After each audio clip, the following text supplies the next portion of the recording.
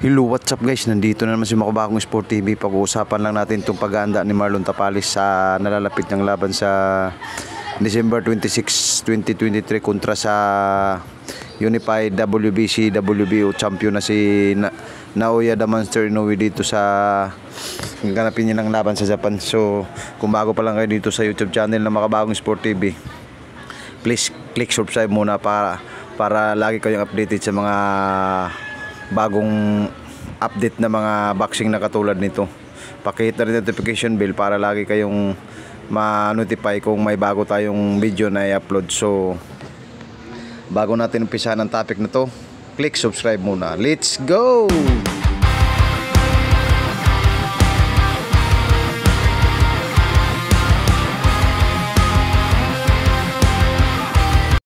So ayan, pinapakita nga ni Marlon Tapalis ang training niya kung paano mag-training, dahil kamakailan lamang ay nagpakita si Marlon Tapalis sa kanyang training doon sa Las Vegas USC. Porsigido talaga niya maagaw ang dalawang belt na hawak ni Naoya the Monster Inoue ng Japan. Kaya sabi niya focus lang talaga sa training para mabasag yung kartada ni Naoya the Monster Inoue, dahil sabi niya wala namang problema yan sa kalaban natin dahil kaya nating talunin yan sa pamamagitan ng diskarte lang at saka pagpupursige sa training para makamit ang tagumpay. Yun ang sabi ni Marlon Tapalis, dahil si Naoya Inoue hindi naman daw kalakasan, may kahinaan din, tao lang din siya, sabi ni Marlon Tapalis. Kaya pinaghahandaan nila ngayon, nagtulong-tulong sila mga sparring session para lang talaga na mapaganda yung training niya para matalo to si Naoya the Monster Inoue. Dahil sabi ni Marlon Tapalis, walang undisputed dito sa ating bansa. Kailangan talaga focus lang sa training, tiwala sa sarili, huwag mawala ng pag-asa kahit sinasabi ni Naoya the Monster Inoue na easy fight lang siya.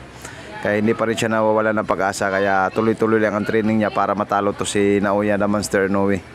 Dahil alam ni Marlon Tapalis ang kahinaan ni Naoya the Monster Inoue, dahil sabi niya tao lang din si Naoya Inoue, nasasaktan din pag tinatamaan daw ng kamao niya.